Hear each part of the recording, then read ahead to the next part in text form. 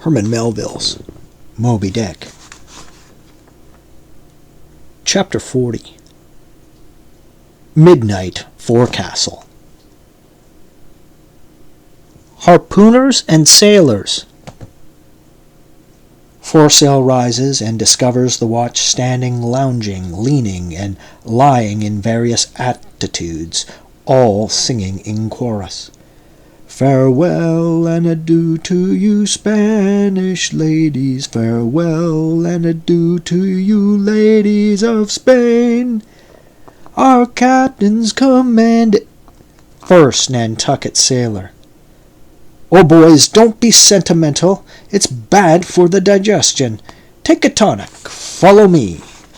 Sings, and all follow. Our captain stood upon the deck, a spyglass in his hand, a viewing of those gallant whales that blew at every strand. Oh, your tubs and your boats, my boys, and your braces stand, and we'll have one of those fine whales, hand, boys, over hand. So be cheerful, my lads, may your hearts never fail, while the bold harpooner is striking the whale. Mate's voice from the quarterdeck. 8 bells there, forward. Second Nantucket sailor. Avast the chorus, 8 bells there. Do you hear, bell boy? Strike the bell 8, thou Pip, thou Blackling, and let me call the watch. I've the sort of mouth for that, the hogshead mouth. So, thrust his head down the scuttle. Starbolines, ahoy! 8 bells there below. Tumble up.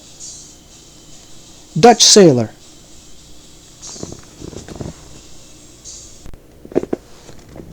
Grand snoozing tonight, Matty. Fat night for that. I mark this in old Magool's wine. It's quite as deadening to some as flipping to others.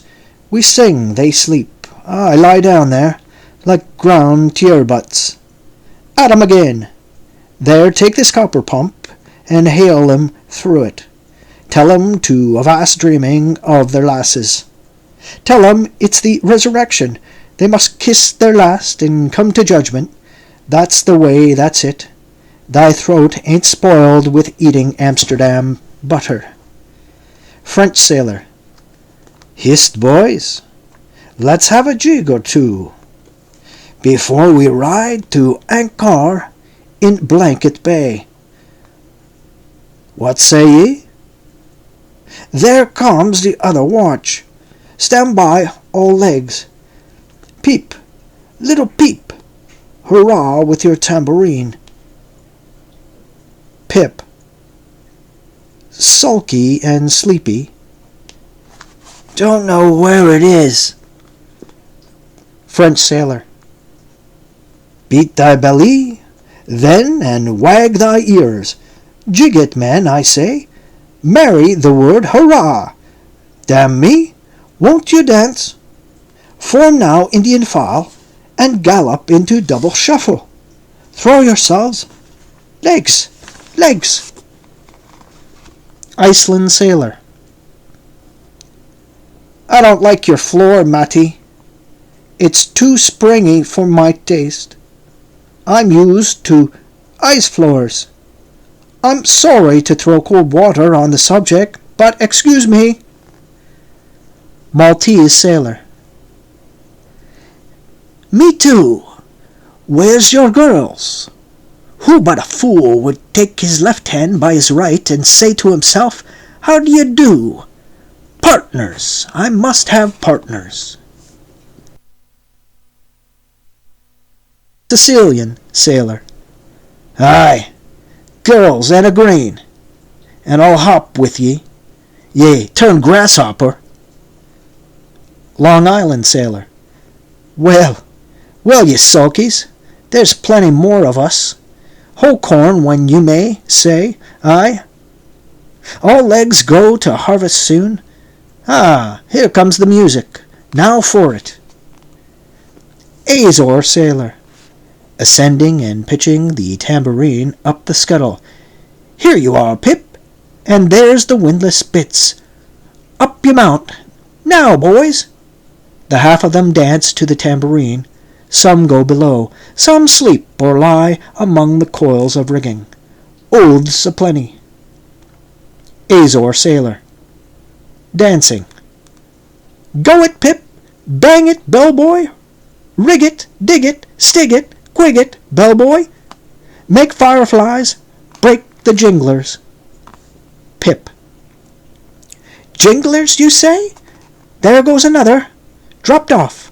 I pound it so." China sailor. "Rattle ye teeth, then thee pound away. Make a pagoda of thyself." French sailor. "Merry mad. Hold up thy hoop, Pip, till I jump through it. Split jibs, tear yourselves." Tashtego, quietly smoking. "That's a white man. He calls that fun. I save my sweat." Old Manx sailor. "I wonder whether those jolly lads bethink them of what they are dancing over. I'll dance over your grave, I will. That's the bitterest threat of your night women, that beat head winds round corners. Oh, Christ, to think of the green navies and the green-skulled crews. Well, well, bethink the whole world's a ball, as you scholars have it, and so 'tis right to make one ballroom of it. Dance on, lads. You're young. I was once." Third Nantucket sailor.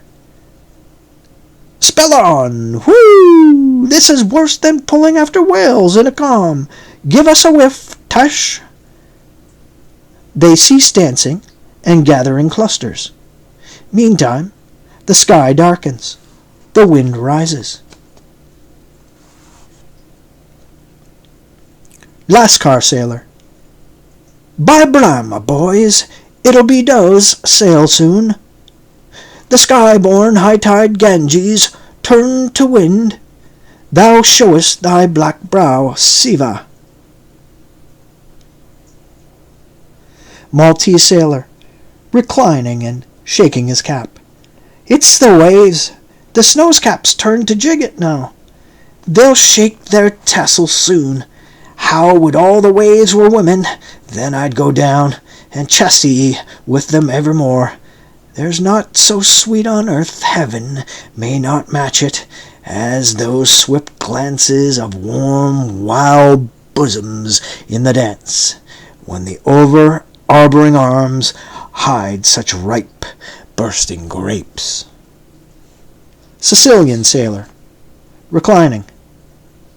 "Tell me not of it. Hark ye, lad. Fleet interlacings, the limbs, lithe swayings, coyings, flutterings, lip, heart, hip, all graze, unceasing, touch and go, not taste. Observe ye, else come satiety. Eh, pagan?" Nudging. Tahitian sailor, reclining on a mat. "Hail, holy nakedness of our dancing girls, the hiva-hiva. Ah, low-veiled, high-palmed Tahiti, I still rest me on my mat, but the soft soil has slid. I shall thee woven in the wood, my mat, green the first day I brought ye thence, now worn and wilted quite, ah me! Not thou nor I can bear the change. How then, if so be transplanted to yon sky? Hear I the roaring streams from Perochetti's peak of spears, when they leap down the crags and down the villages.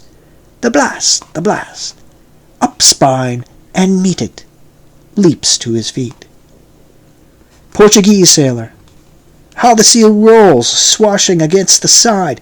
Stand by for reefing, hearties. The winds are just crossing swords pell-mell. They'll go lunging presently." Danish sailor. "Crack, crack, old ship. So long as thou crackest, thou holdest. Well done. The mate there holds ye to it stiffly. He's no more afraid than the Isle fort at Kattegat, put there to fight the Baltic with storm-lashed guns on which the sea salt cakes. 4th Nantucket sailor. He has his orders, mind ye, that I heard old Ahab tell him he must always kill a squall, something as they burst a waterspout with a pistol, fire your ship right into it. English sailor. Blood. But that old man's a grand old cove. We are the lads to hunt him up his whale. All, aye, aye. Old Manx sailor. How the 3 pines shake. Pines are the hardest sort of tree to live when shifted to any other soil. And here there's none but the crew's cursed clay. Steady, helmsman, steady. This is the sort of weather when brave hearts snap ashore and keeled hulls split at sea. Our captain has his birthmark. Look yonder, boys. There's another in the sky, lurid like. You see, all else pitch black. Daggoo. What of that? Who's afraid of blacks? Afraid of me? I'm quarried out of it. Spanish sailor.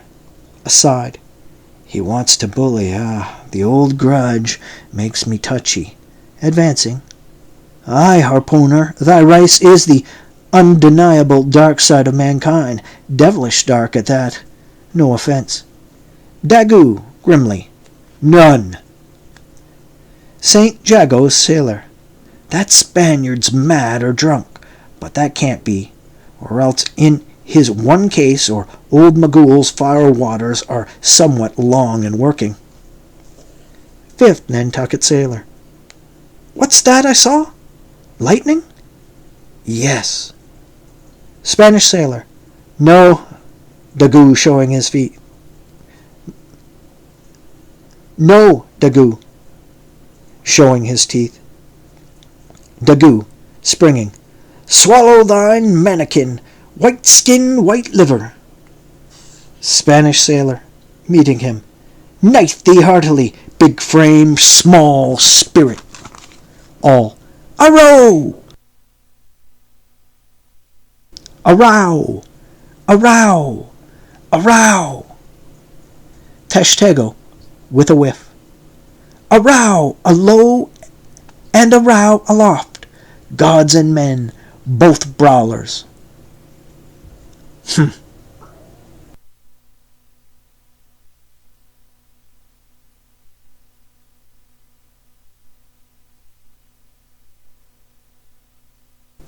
Belfast sailor. A row? A row, the Virgin be blessed, a row. Plunge in with ye. English sailor. Fair play, snatch the Spaniard's knife. A ring, a ring. Old Manx sailor. Ready formed. There, the ringed horizon. In that ring, Ken struck Abel. Sweet work, right work. No?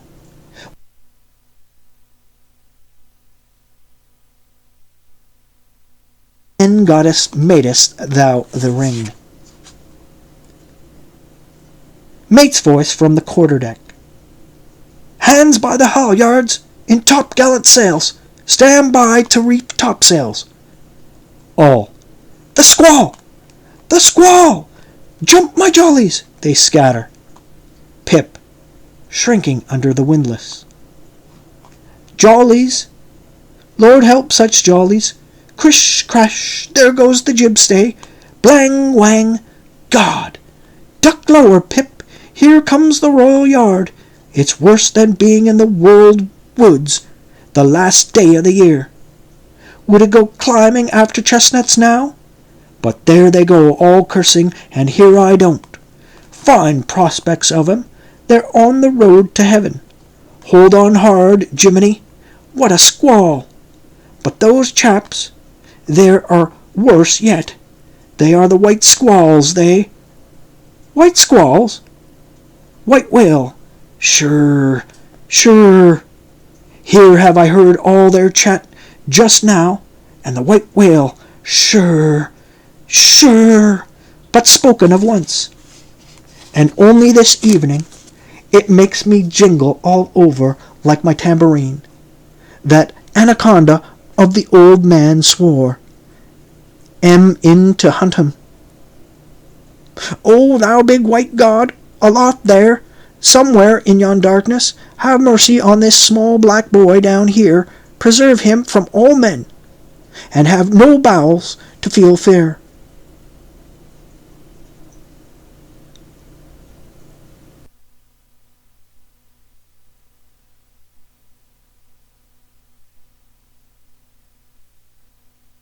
Chapter 41. Moby Dick. I, Ishmael, was one of that crew. My shouts had gone up with the rest. My oath had been welded with theirs, and stronger I shouted, and more did I hammer, and clinch my oath because of the dread in my soul. A wild, mystical, sympathetical feeling was in me. Ahab's quenchless feud seemed mine. With greedy ears I learned the history of that murderous monster against whom I and all the others had taken our oaths of violence and revenge. For some time past, though at intervals only, the unaccompanied, secluded white whale had haunted those uncivilized seas mostly frequented by the sperm whale fishermen. But not all of them knew of his existence. Only a few of them comparatively had knowingly seen him, while the number who as yet had actually and knowingly given battle to him was small indeed. For owing to the large number of whale cruisers, the disorderly way they were sprinkled over the entire watery circumference, many of them adventurously pushing their quest along solitary latitudes, so as seldom or never for a whole 12-month or more on a stretch, to encounter a single news-telling sail of any sort. The inordinate length of each separate voyage, the irregularity of the times of sailing from home, all these with other circumstances, direct and indirect, long obstructed the spread through the whole world whaling fleet of the special individualizing tidings concerning Moby Dick. It was hardly to be doubted that several vessels reported to have encountered at such or such a time, or on such or such a meridian, a sperm whale of uncommon magnitude and malignity, which whale, after doing great mischief to his assailants, had completely escaped them. To some minds it was not an unfair presumption, I say, that the whale in question must have been no other than Moby Dick. Yet as of late the sperm whale fishery had been marked by various and not unfrequent instances of great ferocity, cunning, and malice in the monster attacked. Therefore it was that those who by accident ignorantly gave battle to Moby Dick, such hunters, perhaps for the most part, were content to ascribe the peculiar terror he bred more, as it were, to the perils of the sperm whale fishery at large, than to the individual cause. In that way, mostly the disastrous encounter between Ahab and the whale had hitherto been popularly regarded.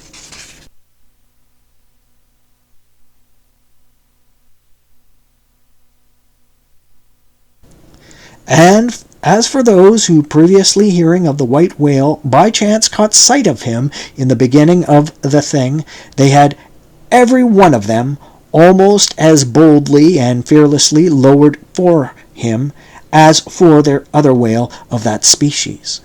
But at length such calamities did ensue in these assaults, not restricted to sprained wrists and ankles, broken limbs, or devouring amputations, but fatal to the last degree of fatality, those repeated disastrous repulses all accumulating and piling their terrors upon Moby Dick. Those things had gone far to shake the fortitude of many brave hunters, to whom the story of the white whale had eventually come. Nor did wild rumors of all sorts fail to exaggerate and still the more horrify the true histories of these deadly encounters. For not only do fabulous rumors naturally grow out of the very body of all surprising terrible events, as the smitten trees gives birth to its fungi, but in maritime life far more than in that of terra firma. Wild rumors abound wherever there is an adequate reality for them to cling to. And as the sea surpasses land in this matter, so the whale fishery surpasses every other sort of maritime life in the wonderfulness and fearfulness of the rumors which sometimes circulate there. For not only are whalemen as a body exempt from the ignorance and superstitious hereditary to all sailors, but of all sailors they are by all odds the most directly brought into contact with whatever is appallingly astonishing in the sea. Face to face, they not only eye its greatest marvels, but hand to jaw give battle to them. Alone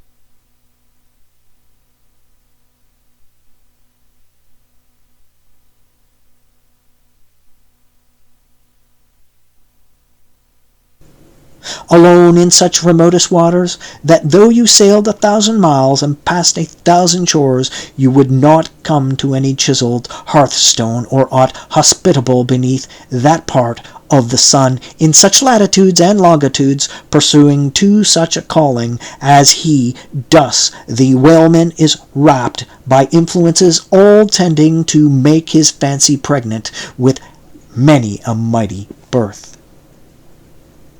No wonder, then, that ever-gathering volume, from the mere transit over the wildest watery spaces, the outblown rumors of the white whale did in the end incorporate with themselves all manner of morbid hints, and half-formed foetal suggestions of supernatural agencies which eventually invested Moby Dick with new terrors, unborrowed from anything that visibly appears, so that in many cases such a panic did he finally strike, that few who by those rumors, at least, had heard of the white whale, few of those hunters were willing to encounter the perils of his jaw.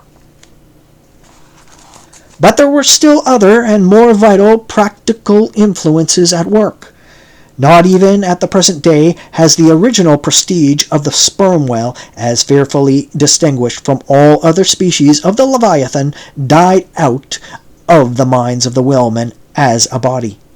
There are those this day among them who, though intelligent and courageous enough in offering battle to the Greenland or right whale, would perhaps either from professional experience or incompetency or timidity decline a contest with the sperm whale. At any rate, there are plenty of whalemen, especially among those whaling nations not sailing under the American flag, who have never hostilely encountered the sperm whale, but whose sole knowledge of the Leviathan is restricted to the ignoble monster primitively pursued in the north. Seated on their hatches, these men will hearken with a childish fireside interest and awe to the wild, strange tales of southern whaling.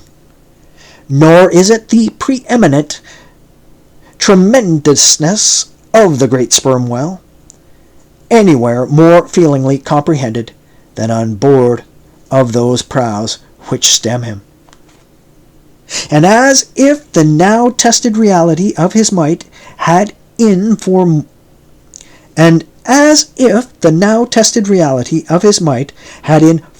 legendary times thrown its shadow before it, we find some book naturalists, Olason and Povelson, declaring the sperm whale not only to be a consternation to every other creature in the sea, but also to be so incredibly ferocious as continually to be athirst for human blood. nor even down to it late a time as Cuvier's were these or almost similar impressions effaced. For in his natural history, the Baron himself affirms that at sight of the sperm whale, all fish, sharks included, are struck with the most lively terrors, and often in the precipitancy of their flight dash themselves against the rocks with such violence as to cause instantaneous death. And however the general experiences in the fishery may amend such reports as these, yet in their full terribleness, even the bloodthirsty item of Paulvison, the superstitious belief in them is, in some vicissitudes of their vocation, revived in the minds of the hunters. So that, overawed by the rumors and portents concerning him, not a few of the fishermen recalled in reference to Moby Dick the earlier days of the sperm whale fishery, when it was oftentimes hard to induce long-practiced right whalemen to embark in the perils of this new and daring warfare, such men protesting that although other leviathans might be hopefully pursued, yet to chase and point lance at such an apparition as the sperm whale was not for mortal man. That to attempt it would be inevitably to be torn into a quick eternity. On this head there are some remarkable documents that may be consulted.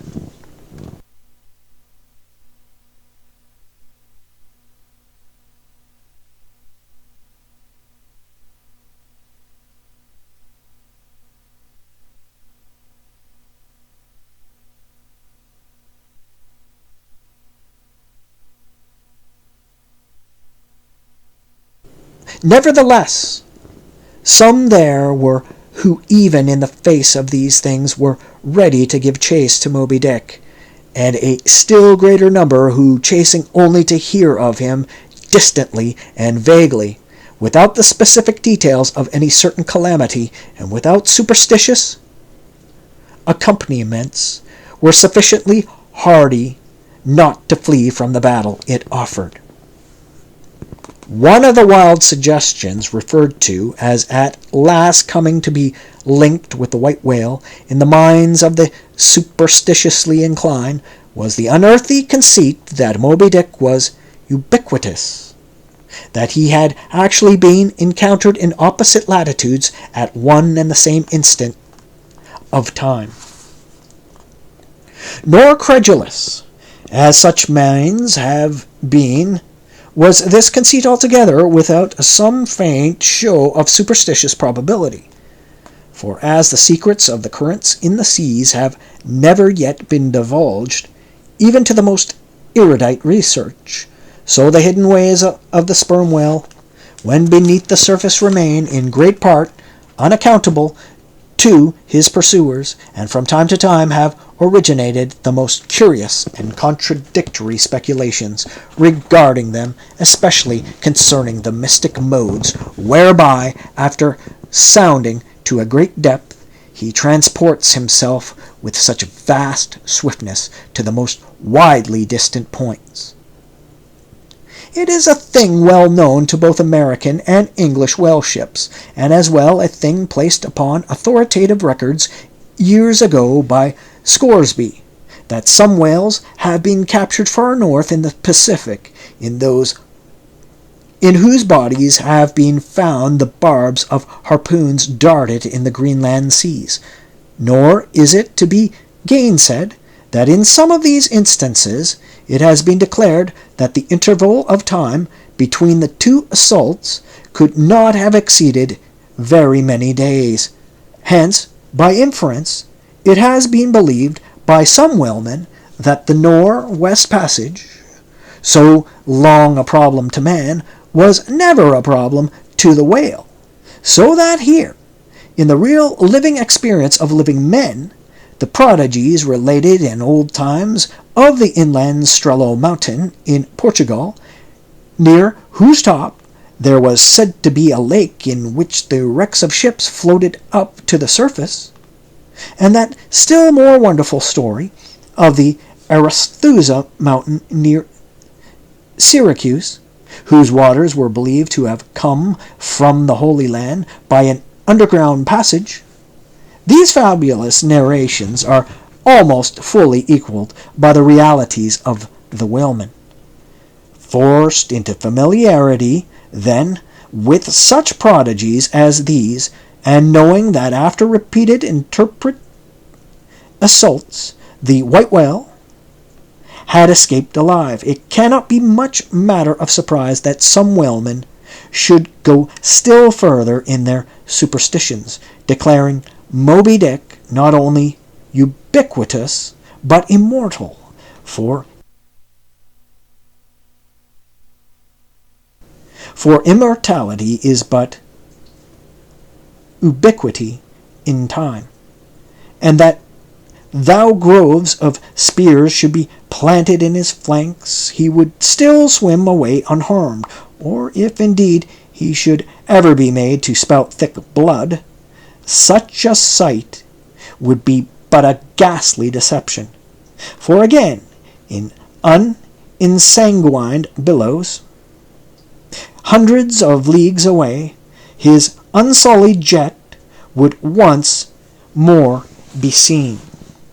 But even stripped of these supernatural surmisings, there was enough in the earthly make and incontestable character of the monster to strike the imagination with unwonted power.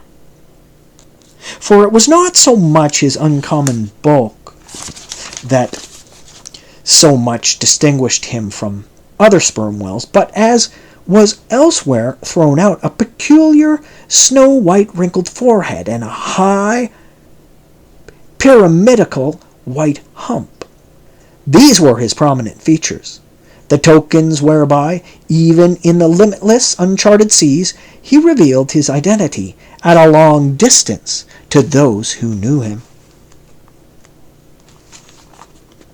The rest of his body was so streaked and spotted and marbled with the same shrouded hue that in the end he had gained his distinctive appellation of the white whale, a name indeed literally justified by his vivid aspect when seen gliding at high noon through a dark blue sea, leaving a Milky Way wake of creamy foam all spangled with golden gleamings.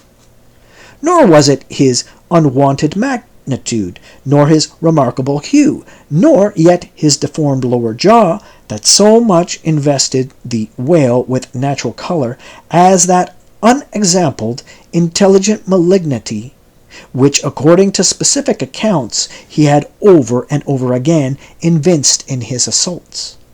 More than all, his treacherous retreats struck more of dismay than perhaps aught else. For when swimming before his exulting pursuers with every apparent symptom of alarm, he had several times been known to turn round suddenly and, bearing down upon them, either stave their boats to splinters or drive them back in consternation to their ship. Already several fatalities had attended his chase. But though similar disasters, however little bruited ashore, were by no means unusual in the fishery, yet in most instances such seemed the white whale's infernal afterthought of ferocity, that every dismembering or death that he caused was not wholly regarded as having been inflicted by an unintelligent agent. Judge, then, to what pitches of inflamed, distracted fury the minds of his more desperate hunters were impelled, when amid the chips of chewed boats and the sinking limbs of torn comrades, they swam out of the white curds of the whale's direful wrath into the serene, exasperating sunlight that smiled on, as if at a birth or a bridal.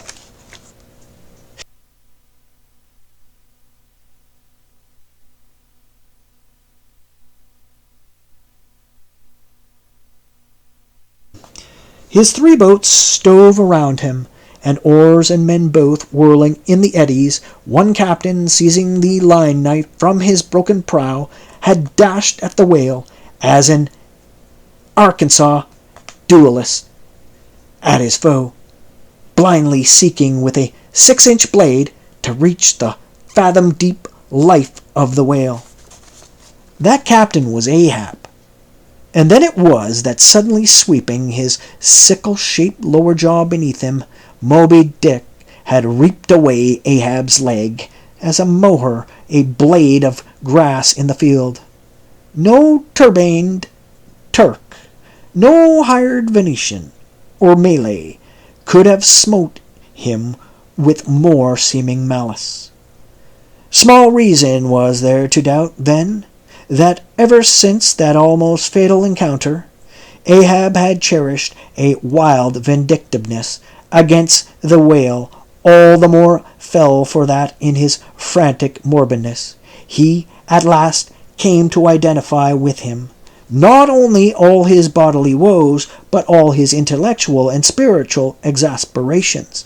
The white whale swam before him as the monomaniac incarnation of all those malicious agencies which some deep men feel eating in them, till they are left living on with half a heart and half a lung. That intangible malignity which has been from the beginning, to whose dominion ever the modern Christians ascribe one half of the worlds, which the ancient Ophites of the East reverenced in their statue devil. Ahab did not fall down and worship it like them, but deliriously transferring its idea to the abhorred white whale, he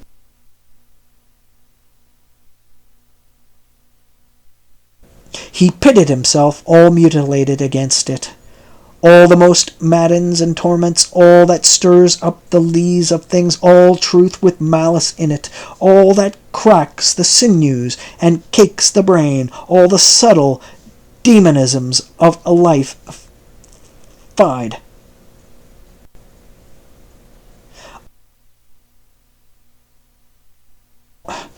All the subtle demonisms of life and thought, all evil, too crazy Ahab, were visibly personified and made practically assailable in Moby Dick.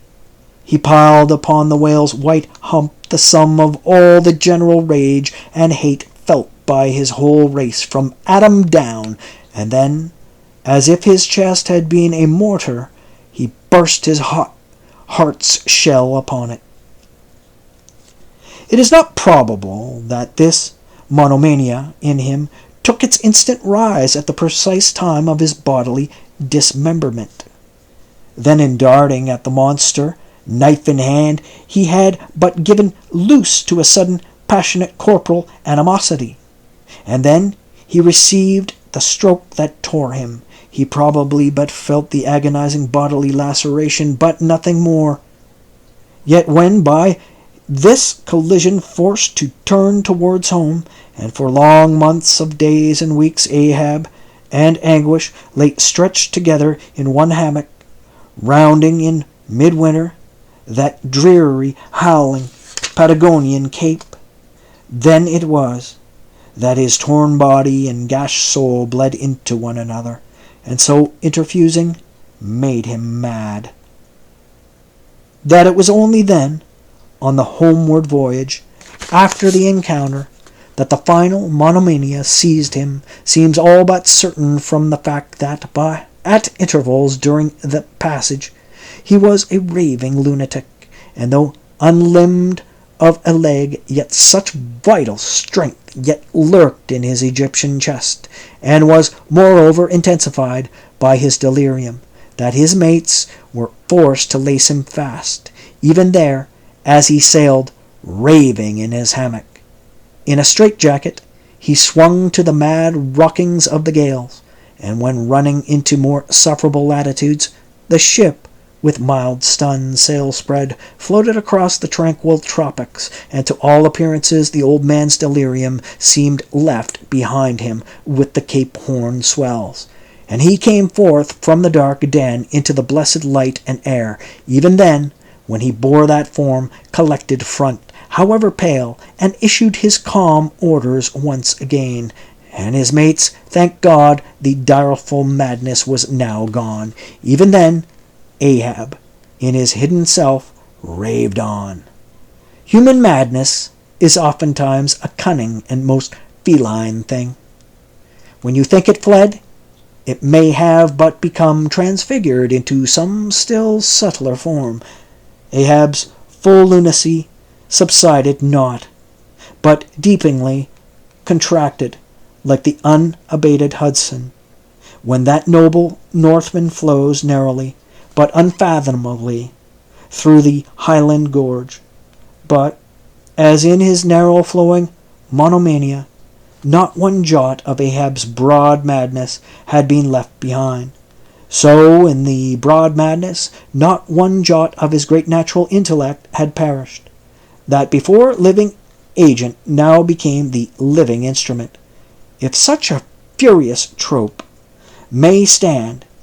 His special lunacy stormed his general sanity and carried it, and turned all its concentrated cannon upon its own mad mark, so that, far from having lost his strength, Ahab, to that one end, did now possess 1,000-fold more potency than ever he had sanely brought to bear upon any reasonable object.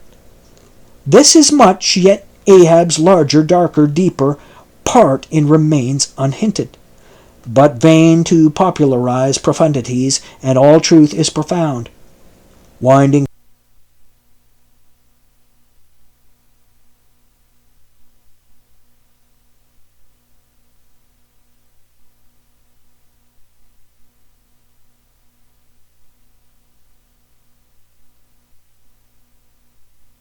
far down from within the very heart of this spiked Hotel de Cluny, where we here stand, however grand and wonderful.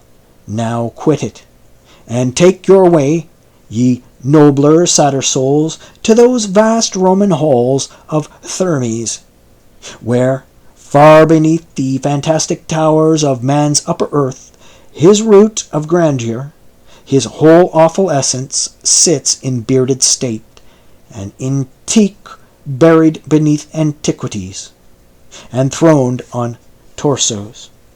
So with a broken throne the great gods mock that captive king, so like a caryatid he patient sits, upholding on his frozen brow the piled entablatures of ages. Wind ye down there, ye prouder, sadder souls, question that proud, sad king. A family likeness. Aye, he did beget ye, ye young exiled royalties, and from your grim sire only will the old state secret come. Now, in his heart, Ahab had some glimpse of this, namely, all my means are sane, my motive and my object mad. Yet without power to kill or change or shun the fact, he likewise knew that to mankind he did long dissemble in some sort, did still. But that thing of his dissembling was only subject to his perceptibility, not to his will determinate. Nevertheless, so well did he succeed in that dissembling, that when with ivory leg he stepped ashore at last, no Nantucketer thought him otherwise than but naturally grieved, and that to the quick with the terrible casualty which had overtaken him. The report of his undeniable delirium at sea was likewise popularly ascribed to a kindred cause, and so too all the added moodiness which always afterwards, to the very day of sailing in the Pequod on the present voyage, sat brooding on his brow. Nor is it so very unlikely that, far from distrusting his fitness for another whaling voyage, on account of such dark symptoms, the calculating people of that prudent isle were inclined to harbor the conceit that For those very reasons he was all the better qualified and set on edge for a pursuit so full of rage and wildness as the bloody hunt of whales. Gnawed within and scorched without, with the infixed, unrelenting fangs of some incurable idea, such an one, would he be found, would seem the very man to dart his iron and lift his lance against the most appalling of all brutes. Or if, for any reason, thought to be corporally incapacitated for that, yet such an one would seem superlatively competent to cheer and howl on his underlings to the attack. But be all this as it may, certain it is that with the mad secret of his unbated rage bolted up and keyed in him, Ahab had purposely sailed upon the present voyage with the one, only, and all-engrossing object of hunting the white whale. Had any one of his old acquaintances on shore but half dreamed of what was lurking in him, then how soon would their aghast and righteous souls have wrenched the ship from such a fiendish man. They were bent on profitable cruises, the profit to be counted down in dollars from the mint. He was intent on an audacious, immitigable, and supernatural revenge. Here, then, was this grey-headed, ungodly old man chasing with curses a Job's whale round the world at the head of a crew, too, chiefly made up of mongrel renegades and castaways and cannibals, morally enfeebled also by the incompetence of mere unaided virtue or right-mindedness in Starbuck, the invulnerable jollity of indifference, and recklessness in Stubb, and the pervading mediocrity in Flask. Such a crew, so officered, seemed specially picked and packed by some infernal fatality to help him in his monomaniac revenge. How it was that they so aboundingly responded to the old man's ire, by what evil magic their souls were possessed, that at times his hate seemed almost theirs, the white whale as much their insufferable foe as his. How all this came to be, what the white whale was to them, or how to their unconscious understandings also in some dim, unsuspected way, he might have seemed the gliding great demon of the seas of life. All this to explain would be to dive deeper than Ishmael can go. The subterranean miner that works in us all, how can one tell whither leads his shaft by the ever-shifting muffled sound of his pick? Who does not feel the irresistible arm drag? What skiff in tow of a 74 can stands still? For one, I gave myself up to the abandonment of the time and the place, but while yet all a rush to encounter the whale, could see naught in that brute but the deadliest ill.